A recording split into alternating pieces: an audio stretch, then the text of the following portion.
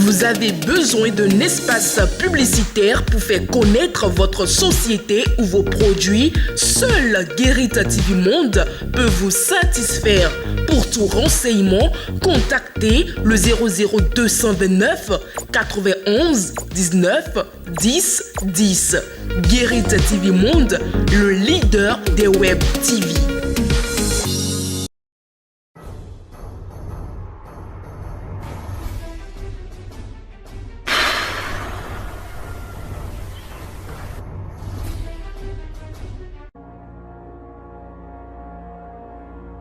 Avant-dernier numéro de la semaine de l'émission Tour d'Horizon. C'est un plaisir pour nous, mesdames et messieurs, de vous retrouver en reconnaissance à ses performances monétaires à l'échelle internationale. Le Bénin va bientôt bénéficier d'un décaissement de 40 milliards de francs CFA du Fonds monétaire international FMI. C'est l'annonce faite par l'institution dans un communiqué. Précision avec Faouzia Sifou.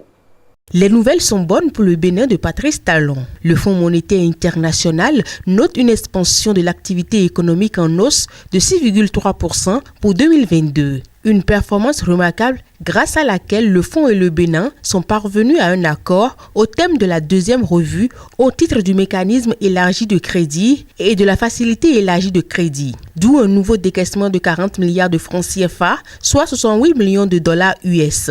Ce qui fera un cumul d'environ 360 millions de dollars de décaissement pour le Bénin. Le fonds salue les progrès notables enregistrés grâce aux réformes structurelles de Talon qui ont permis la solidification de l'économie béninoise. Toute chose qui a valu ce nouveau décaissement au profit du Bénin. De ce fait, le FMI encourage les solides performances du Bénin au titre du programme.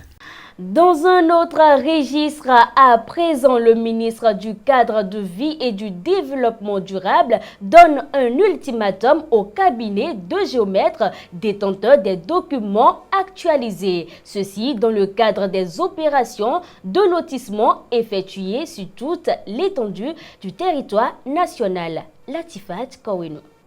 Cette situation, selon l'autorité ministérielle José Tonator, est de nature à compromettre le bon déroulement du processus d'assainissement des lotissements, remembrement urbain en cours. Je le cite. En conséquence, je voudrais lancer un dernier appel à tous les cabinets de géomètres et d'urbanistes à s'exécuter au plus tard le vendredi 14 avril 2023. Passé ce délai, ils seront tenus responsables des déconvenus professionnels qui en découleraient pour eux en application des clauses de leurs contrats respectifs.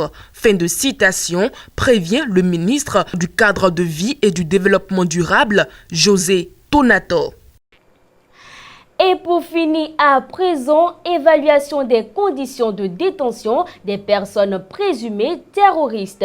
La direction exécutive du comité contre le terrorisme de l'ONU a visité plusieurs sites clés dont la prison civile d'Accra Misrete. Les détails avec Charles Albon Dawi.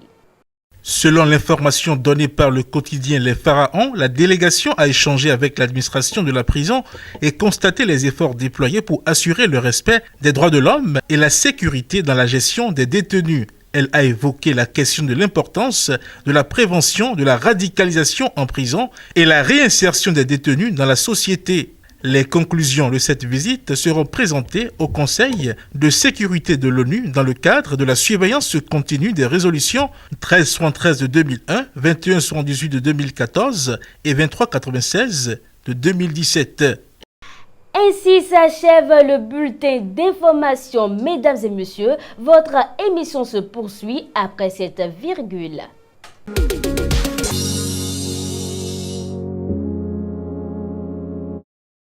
De retour sur ce plateau fidèle internaute, on enchaîne avec le forum de discussion. Charles Albondawi, bonsoir. Bonsoir, Evelyne Dossou. Charles Albondawi, nomination d'une Camerounaise au poste de chef communication à l'Institut national de la femme. La nomination des expatriés à des postes de responsabilité est devenue une habitude pour le président Patrice Talon. C'est une vérité, même si on évalue en termes de proportion, en termes de nomination, si on devrait évaluer, c'est sûr que forcément il y a plus de Béninois à des postes de responsabilité au Bénin que des expatriés. Mais chaque fois que une personne étrangère, on le dit comme ça, une personne qui n'est pas de nationalité béninoise est nommée, cela attire beaucoup plus l'attention.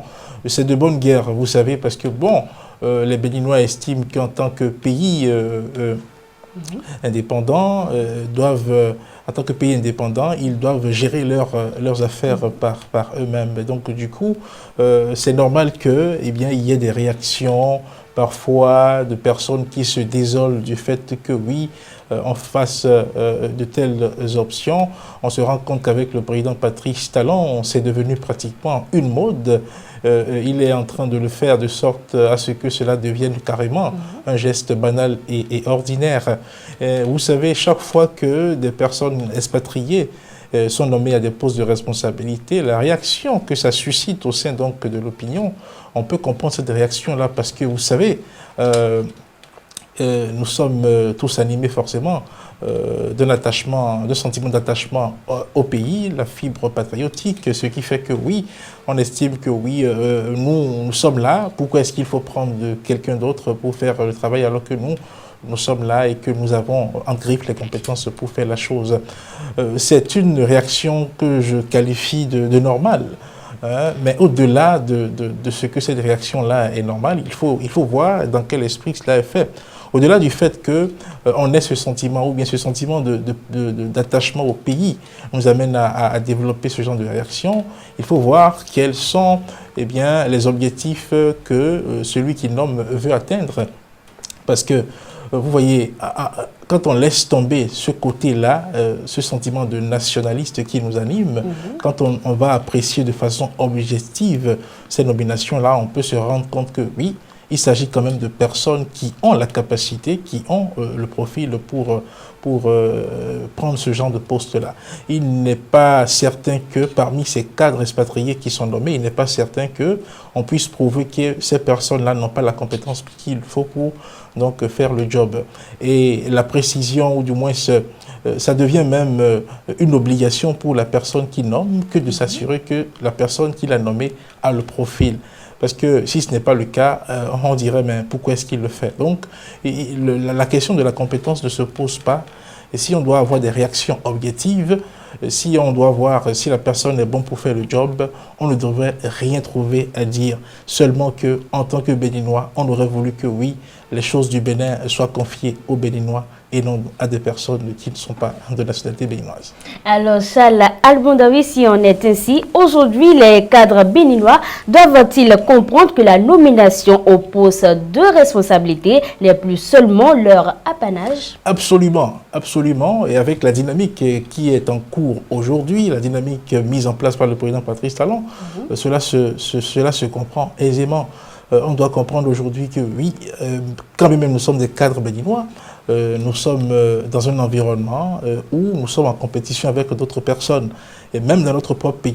Et donc cette compétition-là peut nous amener à perdre des postes de responsabilité au profit donc de personnes expatriées. Et quand on va, et il est temps que nous puissions aller un peu aussi au-delà de ce sentiment de nationaliste qui anime parfois quand on nomme des expatriés, parce que souvent, nous sommes quand même fiers en tant que Béninois de voir des Béninois travailler sous d'autres cieux, occuper des postes de responsabilité, des postes stratégiques dans d'autres pays.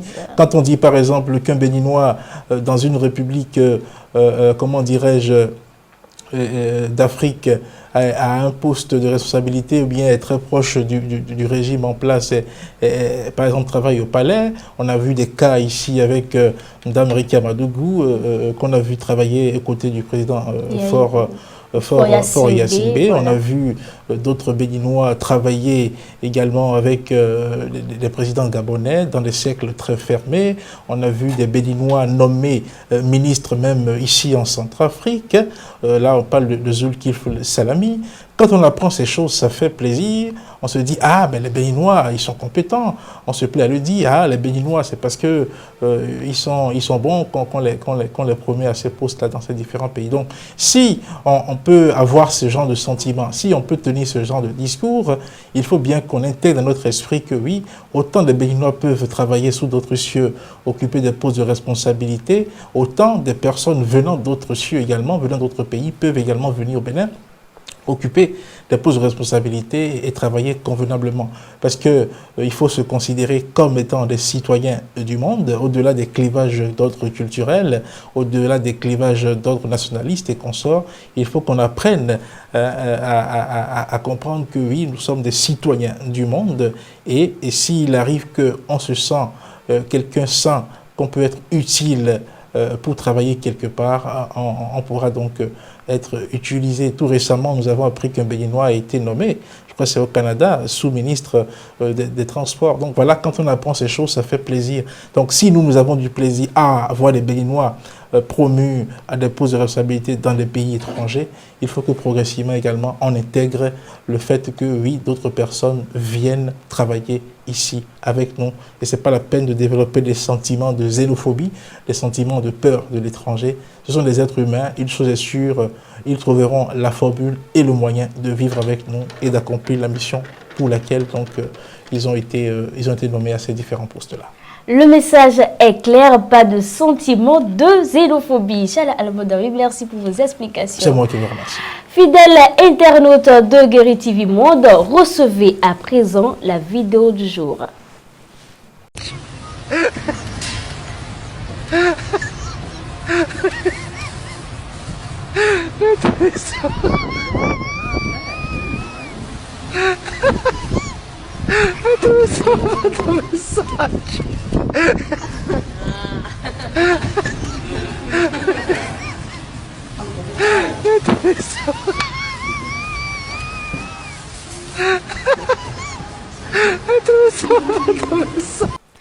Mesdames et messieurs, sachez que la classe, c'est quand vous avez beaucoup hardi, mais que vous gardez le silence devant le ridicule. Bonsoir chez vous.